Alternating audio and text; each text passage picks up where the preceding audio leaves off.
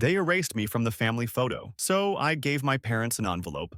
Hey everyone, before we jump into today's video, I'd like to ask for a quick favor. We've noticed the channel's been losing a bit of traction, and your subscription can make all the difference. It's quick, free, and really helps us keep bringing you awesome content. Your support means the world to us. Let's grow this channel together. Thank you so much. Now, let's get into the video. On Christmas Eve, I saw the framed family portrait. My face fully cropped out, not a single person brought it up the next day. I gave my parents an envelope and said, please don't open it now. Of course they did. My mom burst into tears. My dad went ghost white. I wish I could say I was floored when I saw it. Wish I could pretend it hit me like a twist ending, but honestly, it felt disturbingly expected. I walked into the living room, brushed snow off my coat, looked up, and there it was. The portrait, big, glossy, professionally mounted, hung with purpose and pride over the fireplace like it was the family's crown jewel. Everyone appeared in it. My mom, glowing in her signature crimson blazer, smiling like she hadn't spent years sighing at anything that wasn't my sister. My dad with that stiff grin. He saves for holiday pics and country club snapshots, and my sister, of course, centered and radiant in some oatmeal-toned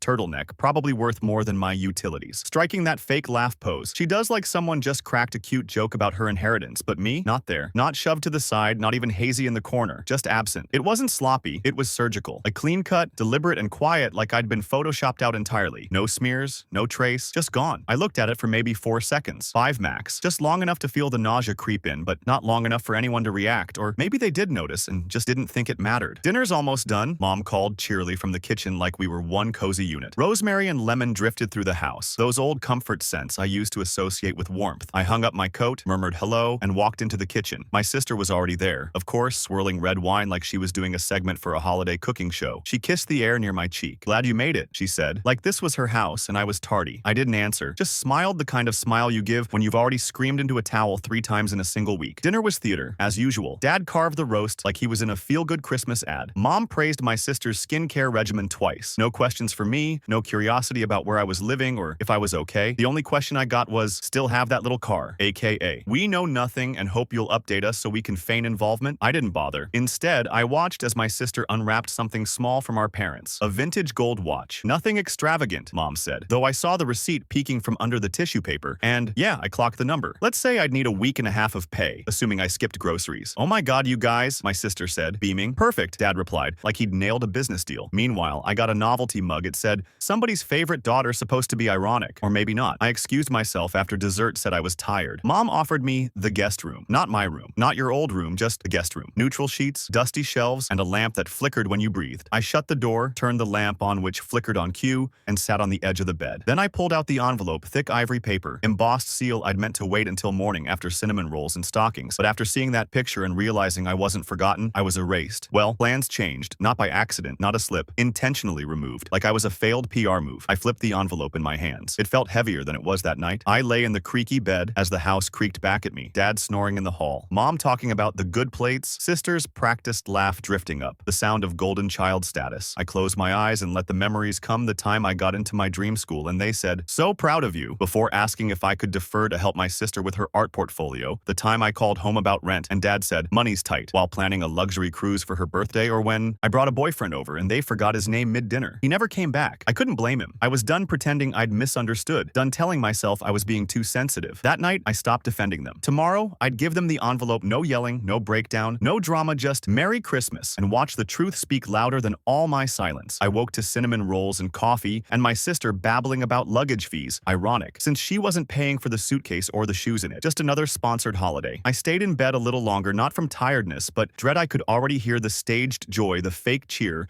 Mom's inevitable. Isn't this so nice? All of us together. As though I wasn't a ghost at my own family's table when I finally came down. Mom was plating eggs like a food stylist. Dad scrolling his phone. My sister barefoot, sipping almond milk from a stemless wine glass. Morning, Mom said, eyes not leaving the pan. Hope the guest bed wasn't too bad. It's got a personality, I said. She laughed. Thought I was joking. I wasn't. We got through breakfast in character. No one asked about work or my place or how I've been. My sister talked about her next trip, Barcelona. Feeling so grateful for the support, she said. I just nodded like like an extra at a talk show. The envelope was still in my coat pocket. They hadn't noticed yet. Instead, I drifted back through time. High school, I got a partial scholarship, sat at the table, asking for a little help. Mom looked like I'd requested her wedding ring. Dad muttered something about bad timing and bathroom reno, the same one with heated floors and a Bluetooth tub. 2 months later, my sister got a brand new car for her birthday. White leather, custom stereo, with a bow on top, she cried. Called them the best parents in the world. I stood by the trash can holding a $20 bill and a card that said, "You're going places." Still, I left. Went to college, worked nights, slept 4 hours, ate instant noodles, graduated with honors, moved cities, rebuilt. I never asked them for anything after that, and they never offered. When I got laid off 2 years ago, silence. When I was sick and couldn't afford meds, nothing. When my apartment flooded, I bought a used mattress and carried on. Meanwhile, my sister posted stories from Greece sponsored. Naturally, I used to think maybe it was me too quiet, too serious, not shiny enough. Maybe if I wore beige or joined a sorority, they'd have seen me. But then I remembered my 8th birthday. 6 kids, homemade cupcakes. Mom forgot the pizza. We ate cheese on crackers and shut it down early for a dance recital. "We'll make it up to you next year," they said. They didn't. Or, when I won a state science prize, school called home, they replied, "Nice job, no dinner, no frame, nothing." But when my sister got a shampoo ad, they threw a party custom cake, balloons, future star, and frosting. So no, it wasn't me. The shift happened this year. I was at a records office filing something boring when I saw my name on a document attached to an unfamiliar address. Thought it was a glitch, but I was curious, so I dug emails, forms, quiet searches. What I found was revealing. Turns out I'd been part of something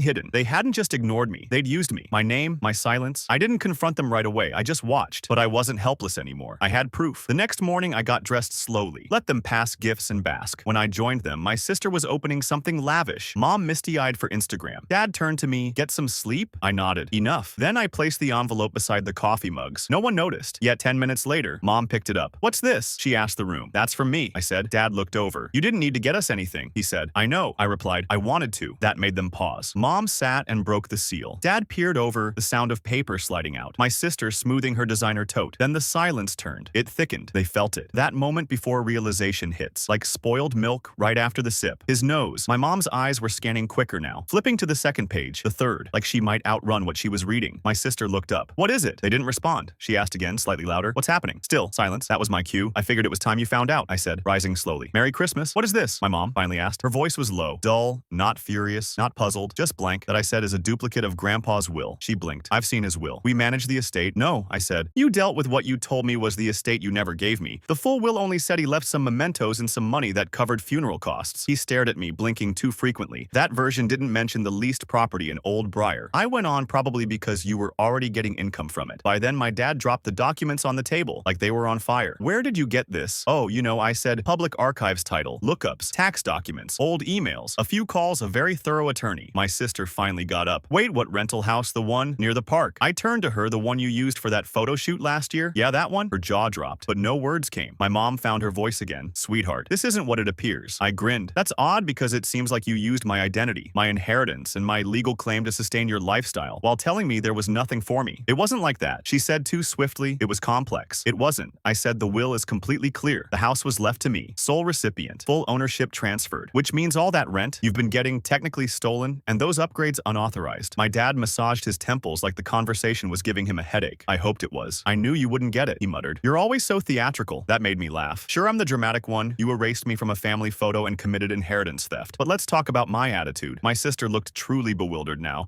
like someone had pulled the floor out and she was still falling. "But that house paid for my education." "I know," I said, "and the vehicle and the Mexico vacation and probably a few designer bags in between." "That's not right," she said sharply. "You didn't need it. You were always the self-sufficient one. You never asked for support because I was told there was none to ask for." I said, "You made sure of that." My mom's voice turned soft, careful, the same way she sounded when trying to return an item without a receipt. "We didn't think you'd want the burden you were occupied. You were always so far off." "I was far off," I said, "because you made it clear I wasn't welcome here." Dad pushed his chair back. "You need to calm yourself, and you," I said, facing him, "need legal counsel." He went still. "I'm not suing." I added, "Yet, but I've now reclaimed ownership of the home. The renters have been notified. Payments will now go to me. Your access is terminated." My mom looked on the verge of tears. "But that house was our income. We lived off that." I tilted my head. "Then maybe you shouldn't have taken it. We're family," she whispered. "No," I said. "You're people I once shared blood with. There's a distinction." My sister folded her arms. "You think this makes you superior?" "No," I said, "just not beneath you anymore." The silence that followed wasn't calm. It was thick, full, the kind that makes your ears hum. No one moved. No one breathed. My dad looked at the envelope like it could detonate my mom's face slack. My sister like she was waiting to be shaken awake. I grabbed my coat. "Wait," my mom said, getting up. "Can't we at least discuss this?" "You just did," I said. "For years. Every choice you made without me. Every time I was excluded. included. Every time you told me, I'd understand. One day, Dad's jaw clenched. If you leave now, don't bother coming back. I paused at the doorway, turned to face them. One final time. I think that's the first thing we've ever agreed on. And then I left. The air outside was sharp, brisk, but pure. It filled my lungs like a reminder that I was still here, still whole, still real. I got behind the wheel of my car, let the engine stir to life, and drove. I didn't weep. I didn't grin. I just inhaled. Because sometimes the strongest thing you can say is silence. And sometimes the loudest cry is walking away. 3 weeks passed before the first message appeared. From my mom. Short, polite, neat, like she'd edited it 5 times and still wasn't sure it would land. Hi, sweetheart. We've been discussing and feel. There's been a mix-up. Can we talk sometime this week? Hope you're doing well. Love you. No period at the end. Just love you. Hanging like a coat on the wrong peg. I didn't reply 2 days later. Another, please don't let this one situation destroy everything. Your sister's very emotional. Dad's trying to remain composed, but you know how he gets when he's caught off guard. Ah, yes, when he's surprised. Not when he commits fraud. Not when he deceives his child for years. No, just surprised, poor man. So I said nothing. Then came a voicemail from my father. I didn't hear it. Just looked at the alert and deleted it the last time he called me. Kiddo was when I offered to help with his retirement plan, and he said, let's leave the money. Talk to those who get it, right? Like him. Then came an email from my sister. You really believe this makes you the victor? Fine, keep the house, but don't come begging. When you realize money doesn't equal family. Followed the next day by another note. Mom and Dad are really struggling. They're discussing selling the condo. That what you wanted? Congrats, that one. I read twice, not out of guilt, but to be sure, I fully grasped how much losing my property shook their financial world. Turns out the house was the backbone of it all. Rent from 3 units covered their mortgage, their holidays, a chunk of my sister's degree, and maybe even some plastic surgery my mom claimed was just top-tier skincare. When I took it back, the entire engine stalled, and I hadn't even asked for back payments yet. By spring, I started hearing whispers via mutual contacts. A neighbor said my folks were trying to refinance their condo. Another said Dad started consulting, which meant calling past clients, hoping one owed him something. My mom took weekend shifts at a boutique downtown, the type of store she used to browse. Now she bagged yoga sets for influencers, probably telling herself it was just for now. My sister, back living at home city, rent too steep, clients gone. Her art group disbanded or combusted, hard to say which, and honestly, I didn't care. The fundraiser she launched for her new creative path made $83, 2 of which came from my ex-boyfriend. No idea why that detail made me laugh, but it did. Meanwhile, I restored the house, my house. It was dusty at first, a bit neglected but sturdy. I hired help to repaint, replace windows, cleared out their old furniture, donated most, kept one chair, a navy armchair. I faintly recalled from when I was small, the only thing that didn't feel like it came with strings. The tenants were kind. One left me a note after I lowered their rent. $50, said I was the first landlord who treated them like a person. That meant more than any scripted apology my parents ever tried to offer. It's strange, the things you start noticing when the volume drops. The silence, once personal and heavy, becomes spacious. Like air you finally get to grow in. I stopped checking my phone every hour, stopped flinching at the next guilt trip, started sleeping through the night, and then one afternoon, a letter, not a text, not email, a proper letter. My mom's writing on the front. I held it not because I thought it was sincere, but to mark the moment it smelled like her perfume inside. 2 pages full of, we didn't realize, and it wasn't on purpose, and we just wanted what was best. My favorite line was, you've always been so strong, we didn't think you needed anything. That's what people say when your silence benefits them, and they need a reason for why they never asked. She ended with, we hope someday you'll return. Maybe we can begin again. Maybe be a family once more. No mention of repayment. No mention of the years of lies or the literal cropped out photo. I placed the letter in a drawer, didn't toss. It didn't answer. That was her last direct message. 3 years on, I ran into my old neighbor in a bookstore. She asked if I still had that property. I nodded, said yes. She paused, then said, I heard your parents had a tough go. I said nothing. She nodded. Well, you seem, well, that's good. And I still live in the house, not out of need, not from spite, but because it's quiet, it's mine. I wake up to sunlight and birds, not footsteps and digs about how I never call. I rebuilt the backyard garden, painted the front stairs. The windows are filled with plants that thrive on light and low demands. There's a picture on my mantle, me in front of the house, keys in hand, nobody else in frame, just me. My favorite photo, because no one had to be cropped. I still hear from them sometimes, a forwarded email,